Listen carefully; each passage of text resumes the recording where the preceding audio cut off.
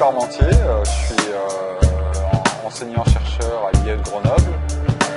Alors, je dis enseignant, mais c'est aussi un peu entrepreneur, un peu conseil aussi. Tu as de multiples casquettes. Voilà. Alors aujourd'hui, en fait, tu vas nous parler de créativité, de création, et en particulier avec l'aide de sa communauté ou l'aide des utilisateurs. Oui, voilà. Alors c'est un petit peu le sujet à la mode. Est-ce que tu peux nous en dire un petit peu plus? En fait, c'est le fait d'associer les internautes, enfin ces utilisateurs ou ces non-utilisateurs, ces futurs utilisateurs, à la conception d'un produit et service. Alors, comment ça se passe? Est-ce qu'on recrute parmi ses clients? Est-ce qu'on fait un lab client? Est-ce qu'on écoute un petit peu sur Facebook, sur Twitter, sur les forums? Comment ça se passe? Donne-nous quelques petits exemples. Alors en fait, il existe de multiples méthodes là-dessus. Il n'y a pas une méthode comme ça on parle beaucoup de crowdsourcing, par exemple, avec des plateformes qui feraient appel à la foule, en fait, à l'intelligence de la foule pour pouvoir concevoir des produits. Mais ça, ce n'est que, je dirais, la partie émergée de l'iceberg. En fait, on peut tout à fait faire des opérations de co-création avec des moyens beaucoup plus limités, quoi. Donne-nous un exemple. Un exemple, par exemple, l'exemple d'une station de ski qui cherche à réfléchir, à développer des nouveaux services qui ne soient pas forcément d'ailleurs liés à la glisse, parce qu'on sait qu'aujourd'hui il y a quand même du changement climatique et les stations s'interrogent sur la manière de continuer leur activité alors que la saison diminue. Alors que la saison diminue. Et en fait, ils font appel à des communautés qui existent sur Internet, de skieurs, de passionnés de la glisse, et ils les invitent à venir réfléchir sur un forum privatif sur des innovations. D'accord. Et ça donne quoi un petit peu? Parce que là ça ne va pas être facile, parce que les skieurs viennent skier, s'il n'y a plus de neige, il n'y a plus de raison de venir à la montagne. Oui, justement, là on est dans le non-dit, c'est-à-dire que quand on pense station de ski, on pense ski. Ouais. Mais en fait, il s'avère que quand on discute avec les internautes, en fait, ce qu'ils viennent chercher, c'est aussi la nature, c'est aussi les grands espaces, c'est aussi la recherche de sensations. Et en fait, en discutant de manière qualitative, c'est pas en fait de la recherche quantitative, c'est-à-dire qu'il y a un vrai dialogue, une vraie conversation qui s'établit avec les internautes. Ça fait émerger en fait des besoins qui ne sont pas forcément exprimés, et surtout en fait une autre vision de ce que viennent rechercher les consommateurs en fait de ces stations. D'accord. Et donc comme ça on peut sortir de nouveaux produits, de nouveaux services comme tu disais. Oui. Alors ça c'est la première chose, faire de l'entretien qualitatif, créer un groupe de discussion, un groupe de travail. Voilà. Est-ce que tu as d'autres exemples un petit peu de cet aspect co-création? Alors en fait l'autre exemple c'est alors là c'est sur un aspect ponctuel. C'est-à-dire qu'effectivement, on a une opération ponctuelle où on va inviter des gens très actifs sur Internet, parce que dans les forums, les gens sont actifs. Mais on peut aussi raisonner un peu plus long terme, c'est-à-dire de cette fois-ci créer une communauté, qui peut être une communauté de marques, autour de sa marque, de personnes qui sont vraiment intéressées par le produit et les services, et en fait qui vont être prêts à contribuer à l'élaboration de ce service, voire à la production même de ce service. Comme Photolia, avec les gens qui font les photos. Par exemple. My Major Company, c'est un petit peu différent parce que c'est pas le même principe. Mais en fait, c'est vraiment les utilisateurs qui vont créer le contenu pour l'entreprise. Alors, les utilisateurs... Est-ce que covoiturage d'ailleurs, covoiturage.fr et tous ces systèmes-là, c'est un peu de la co-création de valeur. Quelque part, oui, parce que en fait, sans les utilisateurs de ces services qui vont amener en fait les offres de trajet, il n'y a pas de service.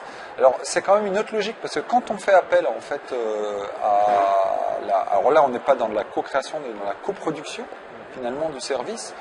On est obligé d'aller vers la co-création. Parce que très rapidement, en fait, comme il y a une relation très forte qui s'établit avec le client, les besoins remontent. Et si on ne les satisfait pas, en fait, on perd ses clients et on perd sa réputation. D'accord. Alors, sur les techniques de co-création, là, on revient en fait sur les focus clients, les entretiens individuels. Quelle technique tu préconises? Est-ce que c'est par exemple de l'association d'idées? Est-ce que c'est du brainstorming? Est-ce que plutôt tu interroges sur les motivations en faisant des choses comme ça, ou c'est plutôt du qualitatif, tu discutes avec un entretien, un guide d'entretien Alors effectivement, quand on fait ce qu'on appelle du bulletin board ou du focus group en ligne, hein, il y a les deux termes, sur des forums privatifs, en fait il y a un guide d'entretien qui est construit au préalable, et ce qu'on fait, c'est qu'on montre des choses aux clients. C'est-à-dire qu'il faut des stimulateurs. Ça peut pas être une conversation sur à bâton rompu, sur quelque chose qui est un peu conceptuel. C'est-à-dire il faut montrer, pouvoir stimuler, avoir des retours. Et alors ça c'est quand on cherche à avoir des retours sur des idées qui ont déjà été émises, mais toujours avoir l'ouverture nécessaire pour qu'il y ait des propositions de nouvelles idées qui se fassent dans la conversation. D'accord. Alors ça c'est un petit peu la co-création. C'est pas excuse-moi de te couper, c'est pas du brainstorming. Hein. Ouais, c'est vrai qu'on n'est pas en phénomène où on invite des gens et on discute sur un sujet Voilà. et on les fait réfléchir sur un sujet. Alors au niveau co-création, qu'est-ce que tu veux comme exemples qui sont vraiment marquants et qui sont vraiment... Alors moi j'aime bien un exemple qui est, je ne sais pas si vous connaissez, c'est le jeu Trackmania. Le jeu Trackmania, un petit jeu fun de voiture, enfin petit. On peut faire beaucoup de choses avec Trackmania, mais de voitures qui au début était un jeu PC, qui a migré aussi sur deux plateformes. C'est un jeu intéressant parce que en fait, effectivement, il y a coproduction du contenu puisque les utilisateurs ont un constructeur de circuits, puisqu'ils peuvent mettre en ligne les circuits et inviter d'autres personnes ils peuvent organiser des courses. En fait, non seulement ils designent des circuits, mais en plus ils sont organisateurs de courses. Donc on voit qu'il y a une certaine ouverture dans la coproduction de la course en ligne, avec des outils adaptés. Mais ça va beaucoup plus loin parce que en fait, en faisant ça, en fait, le producteur du jeu, Nadeo, a permis aux utilisateurs d'inventer des usages. C'est-à-dire des choses qu'ils n'avaient absolument pas anticipées au démarrage du jeu, à la première conception du jeu, sont apparues. Comme des nouvelles, des façons de courir qui ne sont pas forcément liées à la compétition. La coopération, des choses qui peut être de la coopération ou des figures de style, on va vers la plus belle figure de style, ou de l'organisation de compétitions qui peuvent être pas forcément liées au temps. Ou le fait de filmer les courses et d'en faire de le mixer avec de la musique, avec de plein d'autres choses, et d'en faire des blockbusters sur YouTube. Justement, est-ce que quelque part la co-création, c'est pas un moyen d'associer donc pas uniquement sur la création de contenu chez les utilisateurs, mais les associer au produit et en faire entre guillemets les ambassadeurs de la marque. Les rendre plus fidèles, puisqu'en fait, si tu dis que c'est pas mon produit, mais c'est notre produit. Oui, effectivement, c'est une façon de les rendre beaucoup plus fidèles, puisqu'effectivement, ils s'approprient une partie du produit. En fait, si on devait un peu structurer tout ce qui est fait dans ce type de phénomène, on pourrait dire en fait qu'il y a trois processus à organiser. Alors la première chose, c'est il faut ouvrir le processus, il faut ouvrir le produit et service. Voilà. Alors l'ouverture peut passer par des outils, comme on a dans le Trackmania, ça peut passer par des API quand on a des services web et tout ça. Il faut trouver une forme d'ouverture des produits et services qui fait que l'utilisateur, le consommateur de ce produit et service va pouvoir apporter quelque chose. On va le customiser, apporter sa valeur, l'adapter et tout ça. Alors bon, après, suivant dans quel domaine d'activité on est, cette ouverture peut prendre des formes différentes. Bon, ça, c'est la première chose.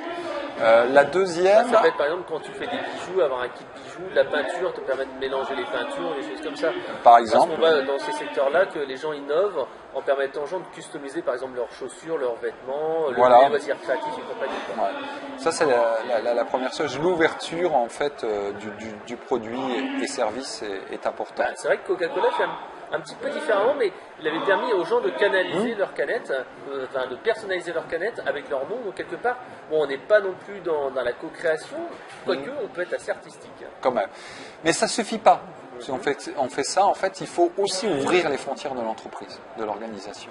C'est-à-dire que l'organisation tisse des liens en permanence avec ses internautes. Pas seulement à travers des outils, à travers des API, mais qu'il y ait une vraie discussion qui s'engage avec, alors ça peut être avec les utilisateurs, ça peut être des discussions sur des forums, mais ça peut être présent dans des grands événements, les inviter régulièrement dans l'entreprise, pas tout le monde. Un client VIP de temps en temps, avoir des avant-premières. Voilà, exactement. Je crois que le fait, bon, ça c'est du marketing, mais on voit que c'est pas si courant que ça d'ouvrir les frontières de l'entreprise et de laisser régulièrement le client rentrer dans l'entreprise.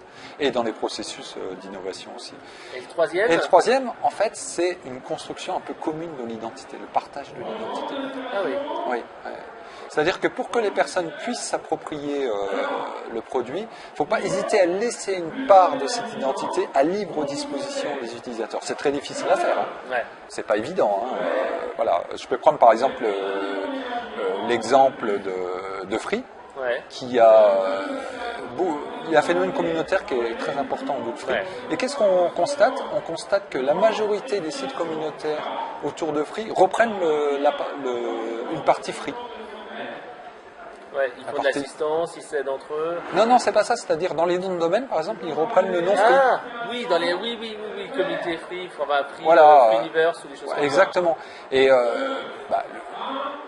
la marque pourrait très bien se dire aussi, vous n'avez pas là de prendre mon nom. Voilà, etc. mais le provider d'Internet laisse faire. Ouais. Et pour lui, c'est aussi une façon de dire, on vous laisse utiliser ces noms de domaine-là, voire on a déposé des noms de domaine, on vous les met à disposition. Voilà. Ouais, parce que ça permet de leur dire, c'est votre communauté aussi, c'est notre marque ensemble, etc.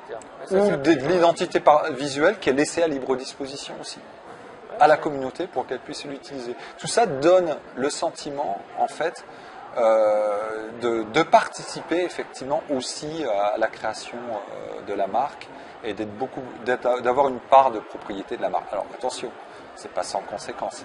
Ah, oui. C'est-à-dire que si on fait ça, la conséquence c'est qu'il faut vraiment être à l'écoute de ses utilisateurs. Ça ne veut pas dire qu'il faut tout accepter de la part de ses utilisateurs, toutes les demandes, mais il faut vraiment avoir un travail d'identification des besoins les plus importants et faire évoluer le produit en permanence. Comment il y aura de la frustration parce que les gens diront mais on vous a dit la dernière fois ça, que ça, que ça. Mais vous ne le faites pas. Mais vous le faites pas. Voilà. Et le deuxième, c'est qu'il va falloir partager un peu la valeur. La valeur créée. C'est-à-dire, je prends l'exemple de Trackmania, par exemple, qui n'a pas hésité à un moment donné à publier un jeu entièrement gratuit sur le net. Ah oui. Trackmania Nation, qui est une version du jeu Trackmania, est complètement jouable, est un jeu complet sur Internet qui est gratuit. D'accord. C'est une façon aussi de dire, on vous récompense de votre participation, et en fait, voilà quoi, on partage un peu la valeur avec vous. D'accord. Ah merci pour toutes ces informations. Alors si on veut avoir plus justement d'informations sur l'innovation, on va sur quel site internet? En fait, je tiens un blog qui fait de la vulgarisation du management de l'innovation. Il s'appelle www.theinnovation.eu. D'accord, merci pour toutes ces informations et à bientôt.